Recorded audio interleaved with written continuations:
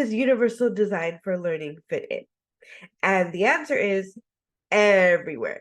UDL is the center of our framework. So we are constantly going to be looking at these three main domains of engagement, representation, action, and expression. So we're going to be looking at those opportunities for engagement for our students. We'll be looking at how the content is represented using the 5Es, and we'll be looking at action and expression and how students are going to be able to interact with the content and express their knowledge.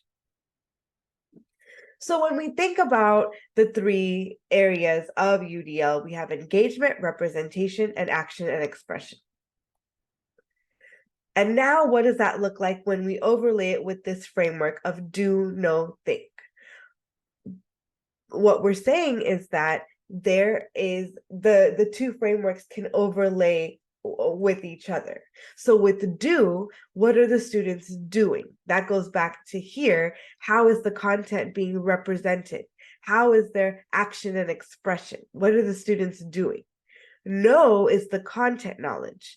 And think is how are they thinking about these cross-cutting concepts such as patterns, cause and effect, structure and function. Those are the concepts that we want to see throughout all of the content. So let's start with the 3D 5E lesson plan. Again, the 3Ds are the do, know, think, and the 5Es are engage, explore, explain, elaborate, evaluate.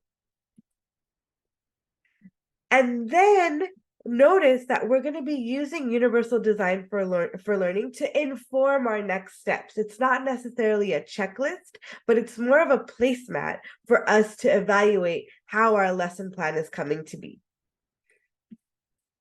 So now we ask ourselves these three questions. How will the students engage? How will the students perceive information through representation? And how will the student act on their understanding through action and expression? So we're going to look at side by side the do, know, think and the universal design for learning. So let's start with your why. I want you to pause, feel free to pause, and answer these questions. How are you recruiting interest in your lesson?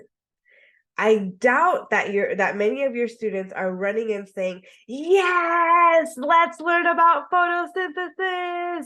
Or maybe some of your students are saying, I can't wait to learn about the 3 branches of government.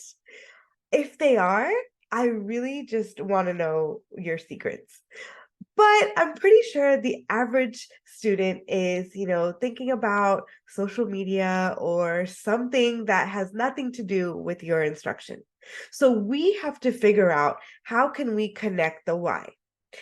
And more than just engagement, we want to ensure that students are able to persist through the lesson. Because yes, there is going to be that time where students have to know what are the components of the photosynthesis equation and what are the what's chlorophyll. So they're going to have to persist through the lesson, but we have to give them that hook first. We got to hook them in and get them into the lesson. And then finally, what evidence can you gather from your student work? How will you know that the students are engaging and the students are learning?